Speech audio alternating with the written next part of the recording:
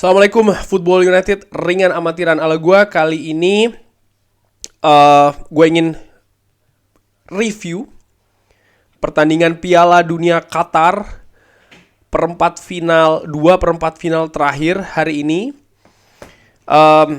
Tadi gue sudah katakan di live commentary ya, ketika Inggris menghadapi Prancis, gue akan bikin reviewnya seperti biasa. Langsung gue mulai dari Maroko menghadapi Portugal. Hasilnya sudah kita ketahuin.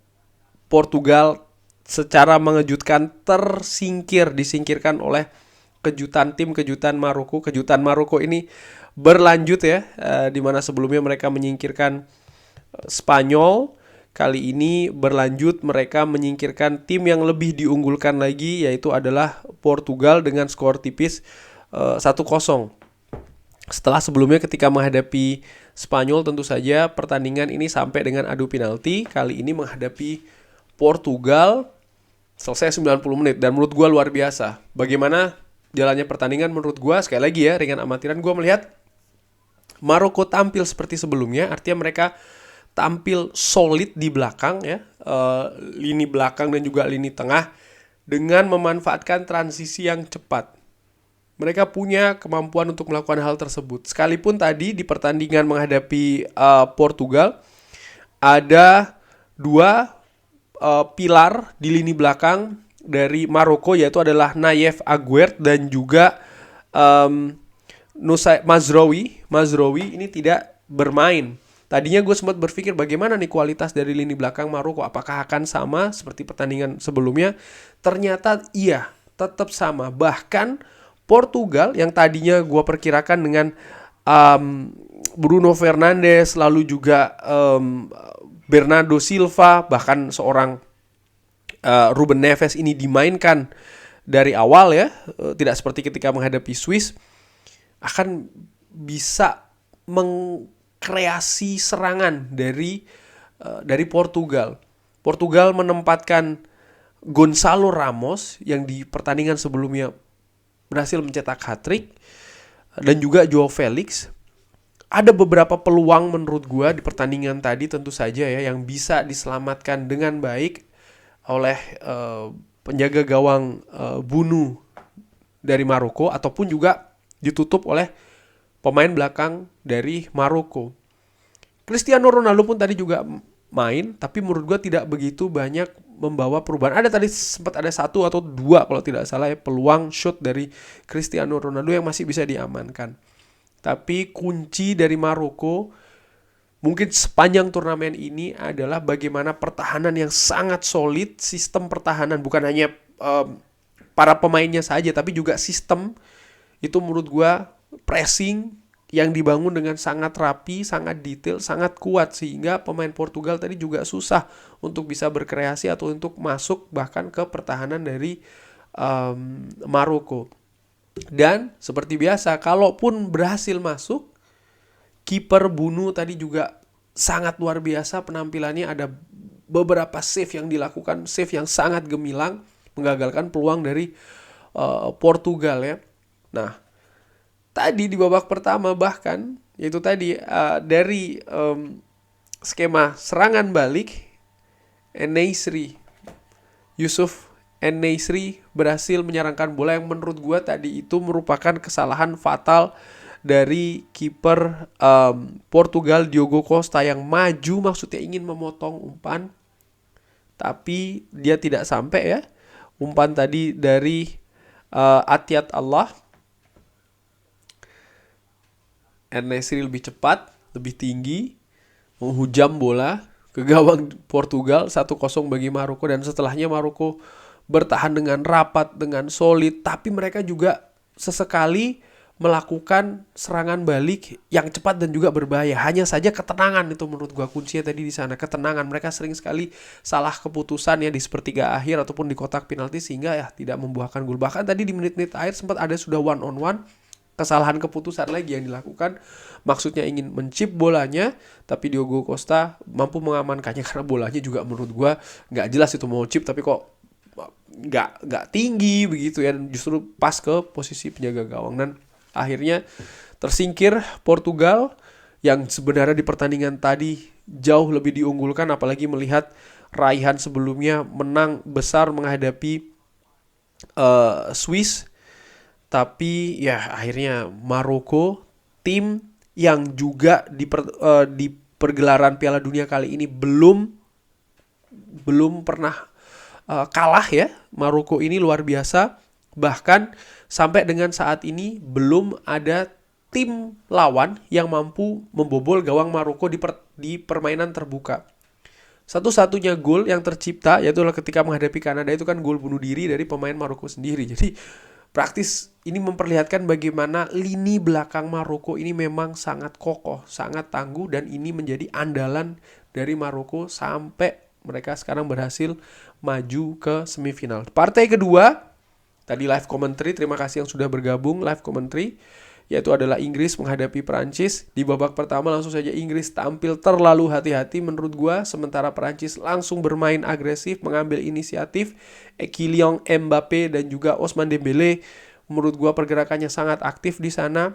Tchouaméni membuka gol melalui tendangan yang juga sangat bagus, berani mengambil inisiatif ya, dan ya menurut gua finishingnya juga luar biasa. Tchouaméni sangat keras ke pojok sebelah kanan dari gawang Pickford, 1-0. Setelahnya di babak kedua Inggris melakukan perubahan, mereka tampil berbeda, mereka lebih bernyali, mereka lebih berani lagi melakukan penetrasi, melakukan dribbling, melakukan duel. Hal-hal tadi yang gue sebutkan ini nyaris tidak terjadi di babak pertama. Akhirnya Inggris mampu menyamakan kedudukan di menit ke-54 melalui penalti Harry Kane. Ada pelanggaran dari Tchouaméni 1-1. Setelahnya Inggris terus berusaha untuk melakukan kreasi, melakukan tusukan, penetrasi juga yang menurut gue lebih baik, lebih aktif ya dibandingkan babak pertama. Mereka menciptakan beberapa momentum di sana. Bagaimana dengan Perancis? Dengan lebih aktifnya, dengan lebih agresifnya pemain dari Inggris melakukan serangan ya. Ini mengurangi intensitas serangan dari Perancis. Kylian Mbappe sangat kurang menurut gue dibandingkan dengan babak pertama. Walker ini lebih disiplin dalam menjaga Kylian Mbappe. Ousmane Dembele terlalu banyak melakukan kesalahan tadi di babak kedua.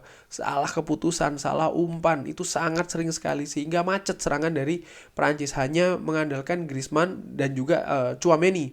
Sementara Giroud ini lebih berhasil dilokalisir ya, dijaga dengan baik oleh center back dari Inggris. Akhirnya Prancis mampu berbalik unggul kembali 2-1 melalui gol dari Olivier Giroud, crossing dari Griezmann yang menurut gue sundulannya juga sangat tajam. Tidak banyak sebenarnya momentum yang didapatkan oleh Perancis, tapi ya mereka menurut gue lebih matang, dan ini sudah gue singgung di preview, ini bisa menjadi pembeda. Jangan lupa Perancis itu datang ke Qatar dengan status juara dunia. Pelatihnya sama, Didier Deschamps. Skuadnya juga tidak begitu banyak berubah. Ada kombinasi di sana ya dari pasukan pemain yang ada di Rusia dan juga di Qatar, dan ini yang menurut gue menjadi pembeda di sana. Namun setelah unggul 2-1 barulah Southgate melakukan perubahan. Mason Mount dimasuk, Raheem Sterling dimasukkan. Yang tadinya gue pikir sebenarnya agak telat sih. Harusnya mungkin dari awal babak kedua ya, di mana Foden ataupun juga Bukayo Saka gue nilai kurang sih, walaupun di babak kedua mereka tampil lebih tajam. Sterling menurut gue ini pergantian yang nggak jelas karena kontribusinya ya di pertandingan tadi tidak sebagus pemain yang digantikan sih menurut gue dengan amatiran. Dembele juga diganti oleh Kingsley Coman yang karena memang menurut gue terlalu banyak kesalahan dilakukan oleh Ousmane Dembele. Dan Inggris sempat mendapatkan penalti. Tadi ada pelanggaran yang ceroboh menurut gue dari Theo Hernandez kepada Mason Mount. Penalti cuman sayangnya tidak bisa dimaksimalkan oleh Harry Kane. Harry Kane tadi setelah mencetak gol pertama ya, penyama kedudukan ini kan dia menyamai rekor gol terbanyak sepanjang sejarah tim nasional Inggris. Menyamai Wayne Rooney. Dia tadi punya peluang sebenarnya untuk bisa melampauinya, sekaligus juga menyamakan kedudukan di menit ke-84, menit krusial, tapi ternyata tendangannya melambung menghadapi kiper yang juga rekan satu timnya, Hugo Lloris. Selebihnya gue tadi sempat berkata juga di live commentary ya, kenapa Gareth Southgate tidak melakukan suatu hal yang berbeda, suatu hal yang frontal, mencari solusi, menjadi kreatif gitu ya, memasukkan penyerang mungkin menggantikan pemain lini belakang, bermain all out lah, karena mereka tertinggal, waktu sudah semakin sempit, sempat tadi ada injury time 8 menit, tapi tidak ada hal yang dilakukan menurut gue. Oke, sempat didorong Harry Maguire, tapi gue melihat itu kurang radikal begitu perubahannya, sehingga ya tidak merubah keadaan. Selesai. Sempat tadi ada beberapa bola crossing yang bisa diamankan oleh pemain lini belakang Prancis maupun kiper Hugo Lloris ya. Akhirnya selesai. Ya, Inggris perjalanannya terhenti di perempat final di partai menurut gua big match ini ya. Dua negara Eropa. Prancis sebagai juara bertahan maju ke babak semifinal, akan menghadapi kejutan Maroko.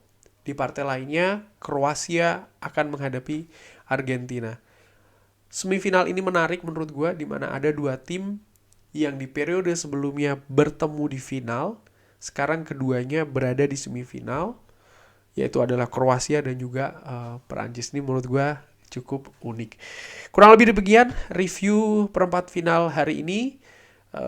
Ada dua pertandingan ya, yaitu adalah Maroko menghadapi Portugal dan juga Inggris menghadapi Prancis. Maroko kejutannya terus berlanjut, sementara Inggris harus berhenti di sini, dihentikan oleh juara bertahan Prancis. Kurang lebih demikian, terima kasih sudah menyaksikan. Sehat-sehat selalu sekeluarga, jangan lupa like, subscribe. Wassalamualaikum warahmatullahi wabarakatuh.